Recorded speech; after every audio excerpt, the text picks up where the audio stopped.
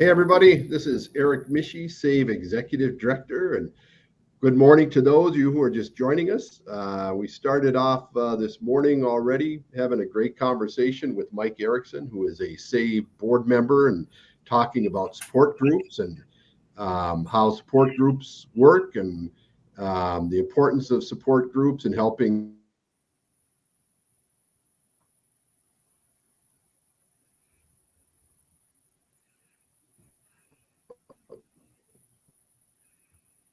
let's see here. We got disconnected. Are we still there? I think we're still there. We had a little glitch, so we'll start over here, folks. Yeah, we're back on. This is Eric Mishi, SAVE Executive. Oh, we're good. We're back on. Technology is a wonderful thing when it works. Right. So this week we've had conversations on all sorts of things. We've talked with folks about rural suicide. We talked about 988. We've talked about 988 on tribal nations. We've talked about the importance of focusing on veteran suicide prevention. With folks that are working on this issue on a local, state, and national level. And so the conversation that we're having today is we're going to continue this conversation. We're going to have a conversation with Phil and Kevin Kluesner, who have a long connection and relationship with SAVE. Kevin and Phil, good to have you here this morning. Thank you. Thanks for being with us. Let's talk a little bit. Kevin, kind of let us talk about what your kind of background is and how you're associated with SAVE. Yeah, thanks, Eric. Thanks for having us today. Well, my background with SAVE for Philip and I would be, going back to the death of our sister Amy. She died by suicide in 1985. And then 3 to 4 years after that, my parents, Al and Mary Kluesner, got together with 3 or 4 other couples who were also suicide survivors. Their kids had died. And they got together and said, we need to let the community know that there's they're misunderstanding about suicide with the stigma, why people die, how people die, and to educate the public on that. And then to also have a mechanism or a process for survivors, the people left behind, in terms of dealing with the tragedy. So around that, SAVE was born. Phil and I were I think he was in college. I just started my career in the investment business, and Mom and Dad just ran with it with this other group. And so we've been kind of part of SAVE since 1989 when it got started, attending a lot of the events, supporting Mom and Dad. So that's it in a nutshell from my perspective. Philip can add more if you'd like. No, I think back in '85, and Eric, you and I we've met people who are suicide survivors now, and back then, there was nothing available to anybody, zero. And so, and the stigma, and I think the stigma's changed a little bit. I mean, there's a lot of discussion around mental illness. In '85, there weren't a lot of discussions around mental illness. It was taboo, right? So, Amy passed away, and they were really on the forefront, them and the other couples, of starting an organization to educate the advocates, and really set the stage for where SAVE is today, 34 years, ago. So it's, my involvement with SAVE, I've been on the board for a year and a half now. I was on the board earlier. And now that I'm an empty nester, I can spend a lot more time supporting SAVE's efforts in the stigma and everything else around mental illness. So that's kind of the genesis of it. Okay, well, so before we kind of talk more about the organization and why it was important 35 years ago, I mean, you are both siblings of two siblings who died by suicide, and obviously, from your parents' perspective, that was a life-changing experience both times that happened. But talk a little bit about it in the context of your own kind of experience, because the two of you today are obviously very passionate about the work that we do. You show up, you volunteer, you're a part of these things. That's a challenge in any family if someone has died by suicide, and when you have two individuals who've died by suicide in the same family, it's exponentially different. So maybe if you're willing to kind of share how that impacted you, and how did you absorb that, how did you deal with it, and how are you dealing with it today? Yeah, that's so what we haven't talked about. Our brother Michael passed away by suicide 12 years after Amy. I think I got that right. Don't I, Phil? 85 to 97. And so I guess as a son, the important part from my standpoint emotionally was, can mom and dad get through this? Can they stay married? Is this going to affect their marriage? Like, a lot of couples, it doesn't have to be a death by suicide. You lose a kid, car accident or whatever, and it really impacts a relationship, a marriage. And some couples don't stay together after losing a kid. So it was hard at times to see our parents go through the ups and downs of their grief, the ups and downs of a marriage that now had a whole different dimension to it. And as they worked on SAVE, Dad would be, they took kind of different paths on it. SAVE had its common mission. Mom worked in one area, Dad maybe in another with lobbying and whatnot. But it's hard. And then to hear your dad say one day in the car, and then I'll turn it over to Phil, after Michael died, they have to relive that all over again. And, I'll never forget when Dad said he hopes nothing happens to me and Phil. That was hard.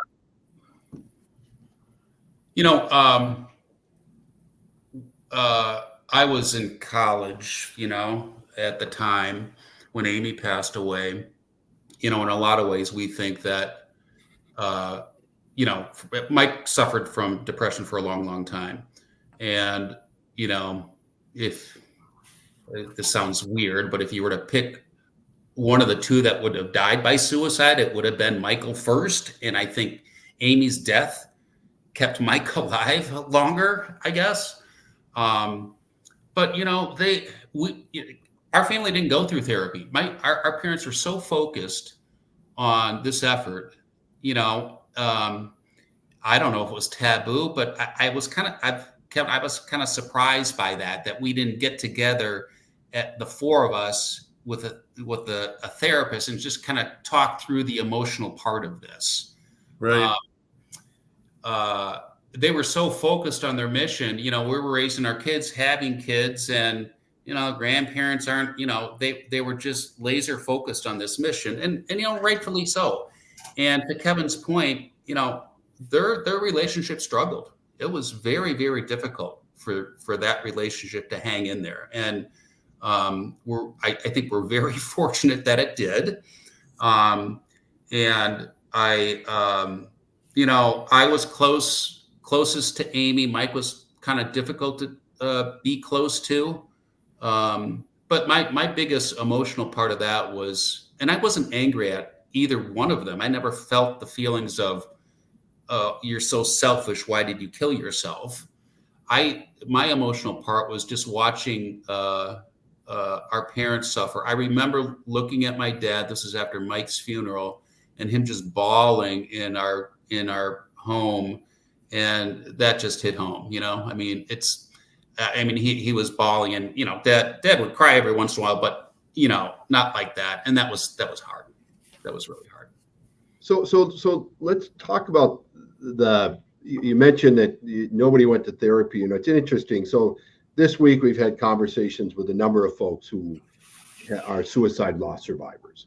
Mm-hmm. Some of who went to counseling, some of who went to therapy, some of who said that wasn't something that worked for them. Some folks who maybe went to counseling early on and then felt that their way to kind of process that grief was to get involved in something else. So Bob and Lynn Pofferl, who are on who do Run with the Herd, which is a 5K walk run that they've been doing for 10 years after their son Tim died by suicide. It's a reminder that this idea of grief and how we all respond to grief is not a cookie cutter cutout.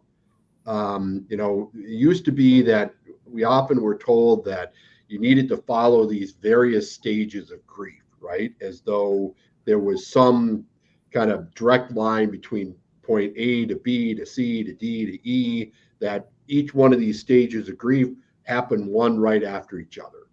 And it really isn't true.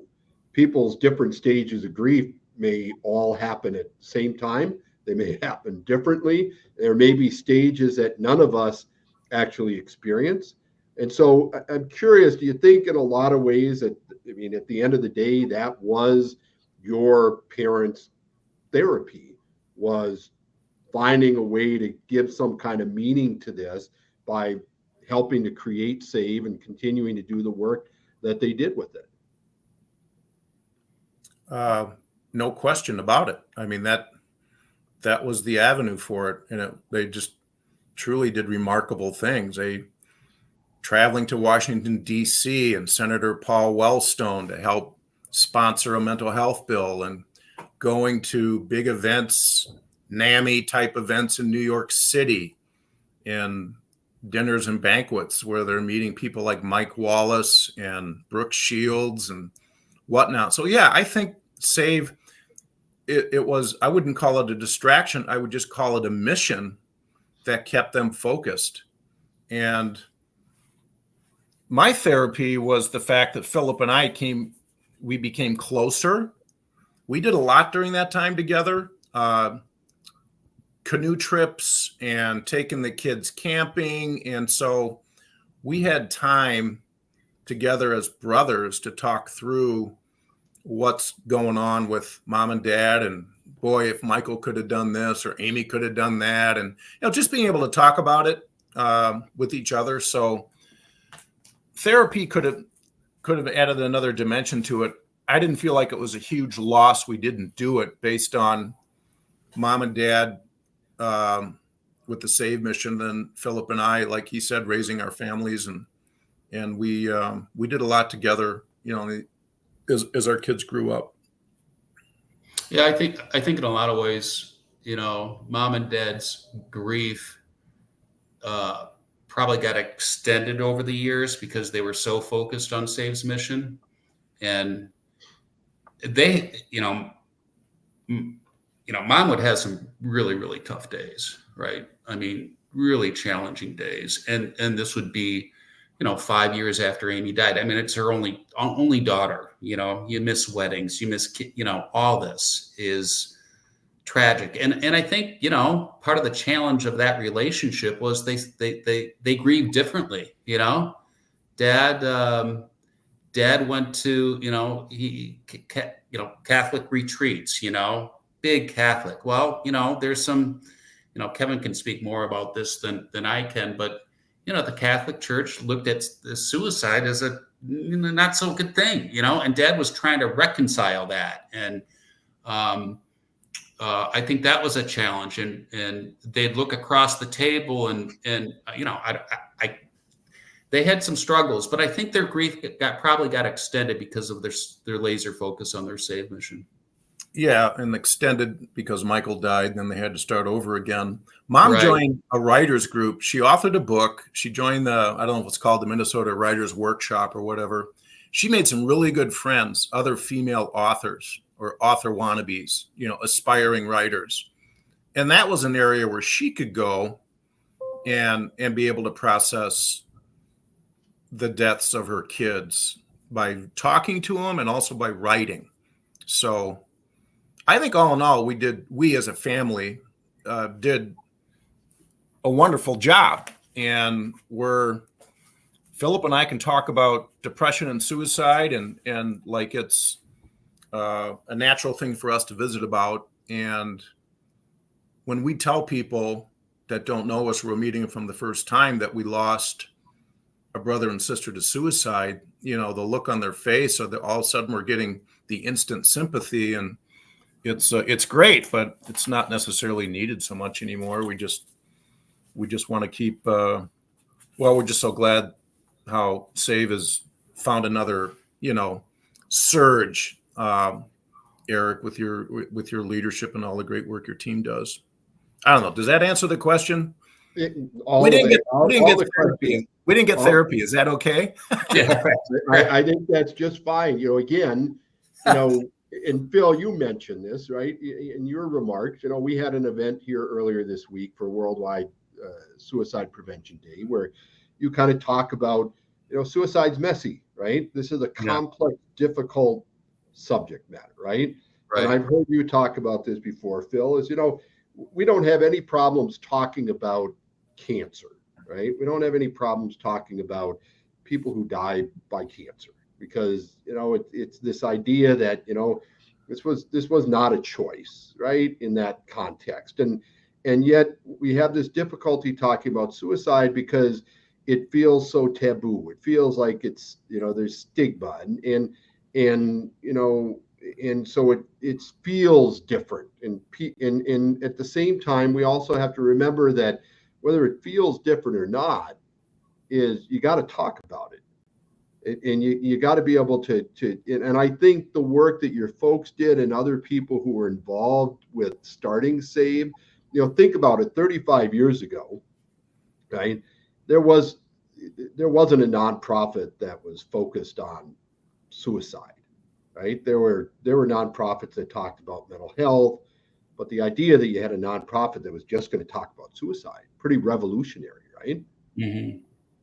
And and if you think about that, in knowing that, that your DNA and your folks' DNA is all over this organization, as you think about those 35 years, do you have a thought about, what do you think has gotten better? What do you think still needs work? And, if your parents were to look at this organization today versus 35 years ago, would they be happy with where we're at today?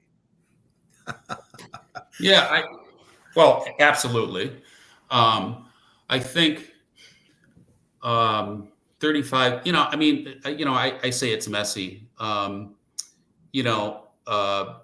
mom always talked about mental illness as a disease, right? It's a disease. We have to treat it as a disease, like a cancer patient, right?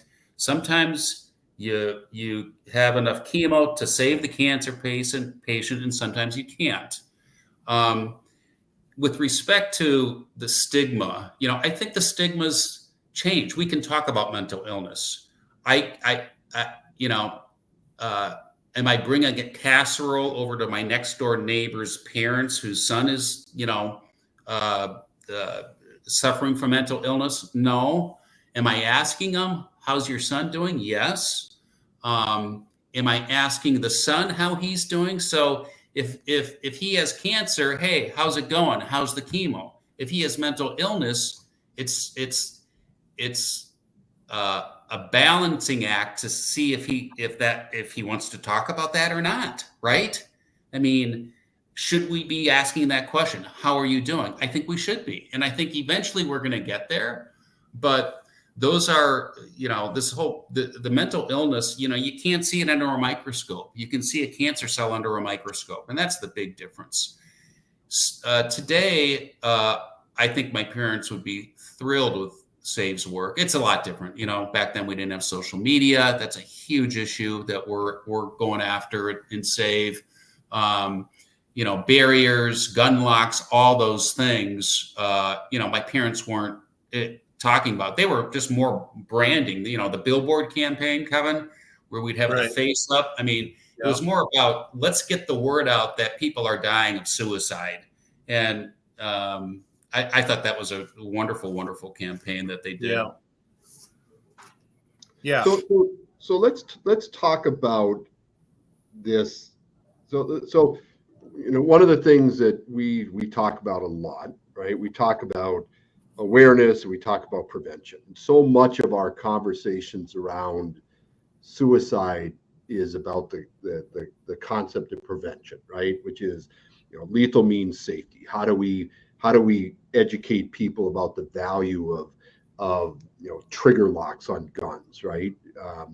How do we talk to them about locking up pharmaceuticals if someone in the household's at risk, and how do we talk about putting barriers and deterrents on public structures and things like that? So a lot of that is the kind of the upfront prevention piece, right? There's also the piece that we do where we try to educate people about how do you have a conversation with somebody about suicide, right? Just the very fact that you'd go up to somebody, whether it's a family member or a colleague, a neighbor, and say, are you thinking about killing yourself?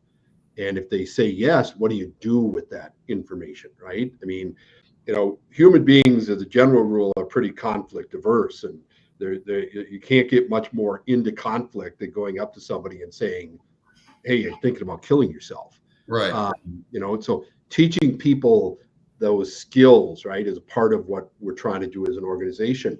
But another important part of this is that part that has to do with supporting suicide loss survivors, because that in and of itself is also suicide prevention, right? Because it's teaching those who are directly impacted by suicide that stigma that they're feeling is not something they need to continue to hold on to. That the person that they know and they love who died by suicide didn't do this to hurt them. This wasn't directed at somebody. And so as you think about that as suicide loss survivors, what are things that you think are important that we as an organization and other groups that are out there working in this space need to continue to do and talk about to make sure that we're addressing that population in a way that is not only supporting them, but is also having an impact on continuing to help prevent suicide?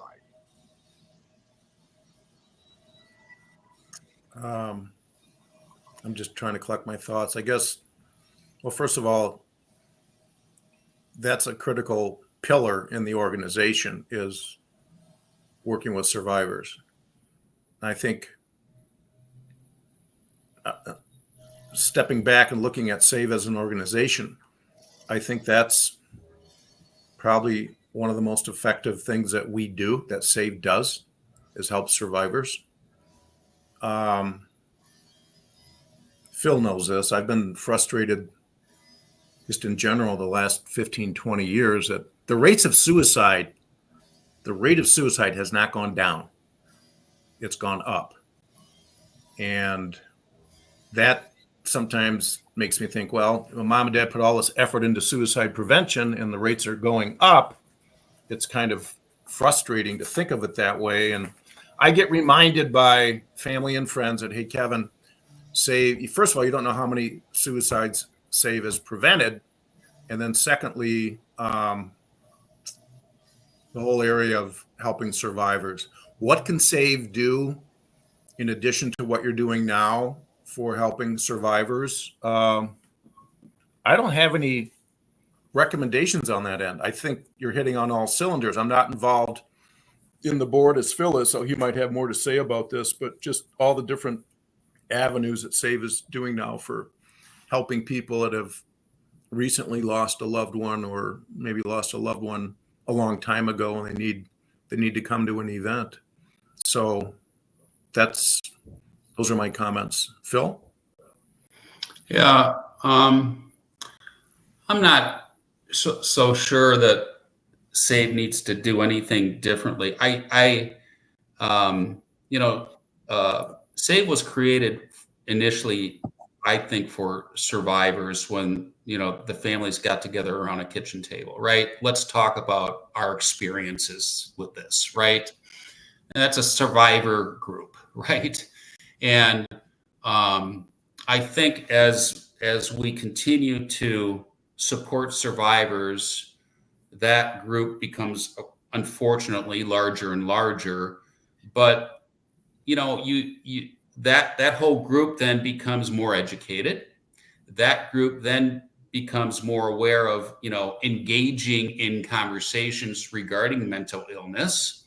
That allows for a grief process to happen with that group, and I think that's the most important pillar that we focus on, because it's a domino effect, right? I mean, when we had that memorial in Bloomington and we saw those faces, that's an emotional look. And Eric, I've mentioned that more than a couple times to you about looking at those faces and Yep. and getting vested in how can we have these wonderful people, allow themselves to, kill themselves, and how can we help this? And people walk away from that going, I have to do something. And that might mean I have to talk to my next door neighbor's son, or whatever that looks like. So, it's I don't. There's not one specific topic or effort I can see, say, doing that we're not doing more of. Eric, you and I've had this conversation about, faces are emotional. That's really, really important. And Kevin and I, Amy and Michael are buried at Lakewood Cemetery, so they're close to us, right? And we get our dad down there. Kevin does more so than I do periodically. That's a part of the whole grieving process too. It's a beautiful, beautiful cemetery, and to go down there and check it out. And it's by Lake Harriet, and it's wonderful. So as survivors, I mean, to Kevin's point earlier, it's easy for us because we've been part of it, and maybe there's other survivors out there that are at our point, in this whole process. It's when we started this conversation, I said it was going to go fast, and we got a couple minutes left, and so,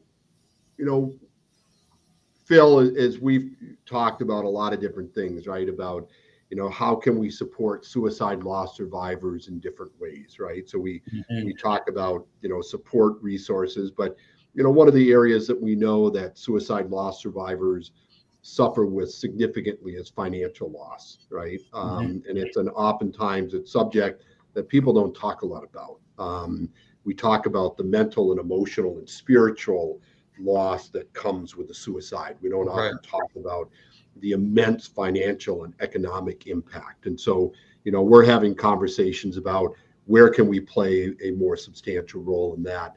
We have a named memorial program the organization's had for years, which I think has been really meaningful for suicide loss survivors. We have folks' names on a panel that's been in our office, and there's a light, and we turn that light on, on the anniversary of their birth and the anniversary that they died by suicide. But one of the things that I Phil, you and I've talked about this, is that the piece that we know that we need to do a more robust job on is not just having a name there, but attaching a life story to that name. That those individuals that we lost to suicide are more than a name on a wall. There is a face, right? There is a memory. There is a life that they led. There's an impact that they've had during the time that they were with us. And being able to continue to share that years afterwards. If you look at things like the two of you were at the Tom Boxall Memorial Golf Tournament this past weekend. That event's been going on for 21 years. I mean, think about the connection to that family and community that they want to continue to celebrate this individual's life and remind people that Tom Boxall mattered in life and continues to matter, right?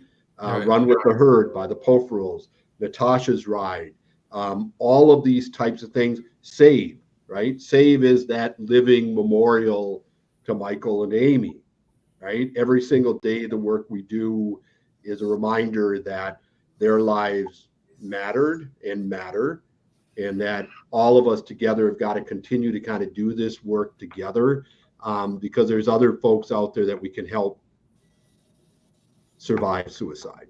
Yeah.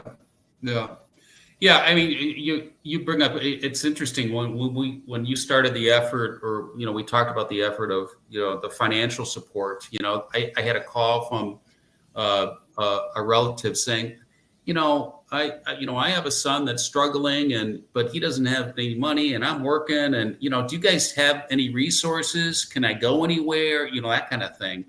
And it was like, gosh, it was interesting to me that I think it's a big challenge for a lot of people, and I like the fact that we're in that space. I really do. But yeah, I mean, being a survivor is, unfortunately, it's second nature to Kevin and I. But I feel good about it. I feel good about where Save is at, its purpose. For me, it's very personable, and I want to keep the effort going for sure. I'm really excited about Save's direction. Well, gentlemen, our time is up, but before we go, I've asked everybody who's been a part of these conversations to kind of end these conversations with a message of hope for folks that are watching this. At the end of the day, Save, that's what our job is, to bring hope to people. Bring hope to those who, are thinking of suicide, so we can let them know that there are better days ahead. To bring hope to suicide loss survivors and let them know that there are better days ahead. So, any kind of final messages of hope that you want to share with folks that are friends, family members, and others who are watching this? Yeah, well, if you're suffering from depression and you thought of taking your life, you're not alone, and you can get help. There's a lot of people that love you and care about you and want you to stay alive. And there's a lot to live for. And if you're a survivor, you're not alone. There's a lot of people that can walk with you in that journey. We can all help one another. I agree. Yeah. I mean, it's, I think that the hope is around really trying to decrease the suicide rate. I mean, I hope we can get there. My hope is that we can really make a dent in the social media relationship with mental illness. I drive a school bus, right? And these kids are on their phones, constantly. And I'm just wondering what they're looking at. So the hope would be probably the social media aspect for that. And of course, to Kevin's point, the survivors and those who are suffering, that they're not alone. Well, they are not alone. And thanks to the work of your parents and others that helped start this organization, there's been a lot of people who have not been alone for a long, long time. And I think we're all committed to continuing to stay focused on making sure that people know that we're here, that our job is to help support them, to make sure that nobody ever feels alone. So I want to thank you both for your time today. Thank you both for your support of this organization and the work that you do. And I look forward to continuing to work together with you. Thanks, Eric. Appreciate it. Have a great day. All right. Bye-bye.